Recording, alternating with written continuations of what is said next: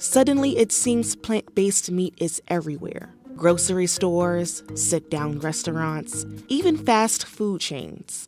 But perhaps the world's most famous fast food chain is holding out. While Burger King, White Castle, Carl's Jr., and others are rolling out plant-based menu items, McDonald's is standing on the sidelines. The question is, does McDonald's risk falling behind its peers? Are plant-based burgers just another passing trend? Or are they a step in a fundamental change to fast food? As consumer diets continue to shift toward healthier food, plant-based alternatives are becoming more and more popular. Beyond Meat surprised investors in 2019 when its stock surged 163% on its first day of trading, pushing it to a market value of $3.77 billion. In the 12 months ending in March 2019, restaurant operators increased purchases of plant-based protein 36%. That is in an environment where foot traffic in restaurants has remained relatively flat since 2014. So who are these customers who are jumping at plant-based burgers? Well, most of them are not vegans or vegetarians. About 86% of customers eating these dishes are omnivores, just interested in diversifying their diets a bit. Impossible Foods estimates the percentage to be even higher than that.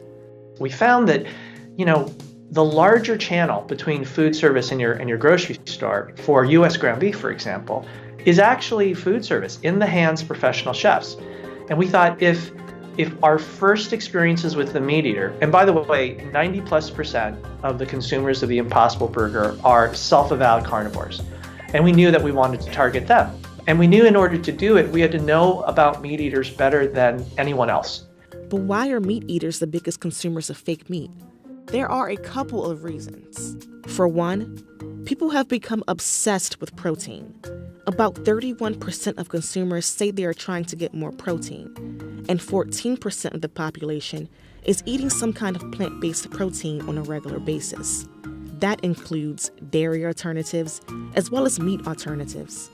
Many consumers are shifting toward meat alternatives as simply a healthier protein option, which is one reason why analysts think this might be more than some momentary trend. The second is that plant-based foods are becoming more sophisticated and appealing to customers. Traditional veggie burgers started popping up on grocery store shelves in the 1980s. Restaurants added them to their menus as an easy option for vegetarian diners. But veggie burgers have also gotten a bad rap. Made with black beans, lentils, or tofu, they don't really taste like a real burger. In fact, they're usually pretty tasteless. Beyond Meat and Impossible Foods are trying to change that. Their plant-based burgers mimic actual beef's taste, texture, and look. To do that, the Beyond Burger uses pea proteins and beet juice. The Impossible Burger has its own secret ingredient, heme.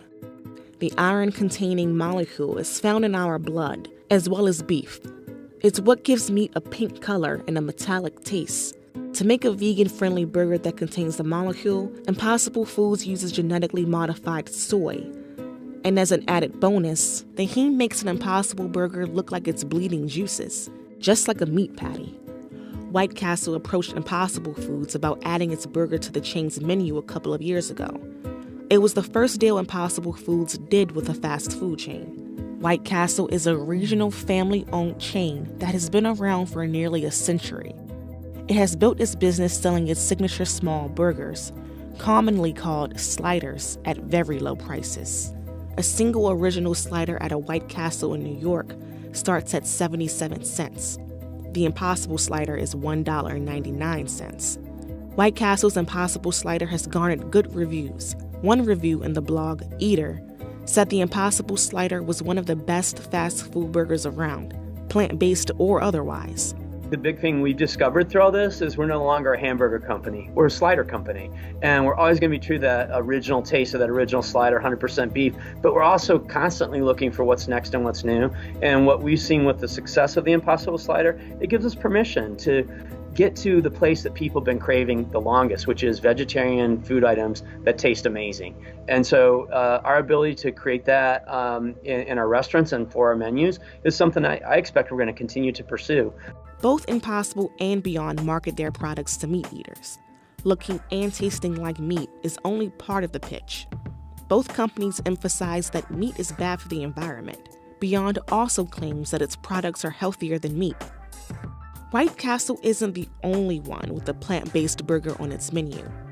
15% of U.S. restaurants offered meatless burgers in March, according to Technomic. So what's keeping McDonald's from offering alternative meat? Arby's has said it's sticking to its slogan, "We have the meats," by not going vegetarian. For McDonald's, the thinking is a little different. A few executives have expressed a bit of wariness over the rise of plant-based food trends. Your answer on the call about it involved complexity, right? And whether it brings another layer of complexity to the kitchen. Well, it undoubtedly does. It does, just in preparation. Undoubtedly does, because you've got to obviously segregate the tools you use and the grills from beef products, because some people clearly are purchasing it because they are not beef eaters. So we know there's complexity. The question is, will the demand make it worth absorbing the complexity, because it will drive the business? I mean, we had a similar discussion maybe 4 years ago around all-day breakfast. Does the buzz feel faddish to you though, on alternative meat? I don't think it's faddish. Whether it maintains its same level of buzz, I think, is what's interesting. McDonald's has tried in the past to draw customers with new products and other changes, such as its popular all-day breakfast menu and premium sandwiches. But the company has been scaling back its menu recently to improve its speed of service. It's got rid of its signature crafted burgers, trimmed back its late night offerings, and told franchisees that they could modify their all-day breakfast menu. Quick service restaurants, above all, need to be quick, and adding new menu items can slow service and add complexity. Success for a franchise requires maintaining that fragile balance.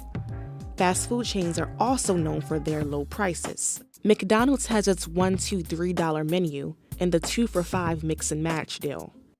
Meatless burgers are usually pricier than traditional patties, and McDonald's past attempts at higher priced fare, like its signature crafted burgers, haven't been successful. Another concern that could be weighing on McDonald's: supply. Impossible has struggled to keep up with soaring demand, despite adding employees and an additional shift at its manufacturing plant.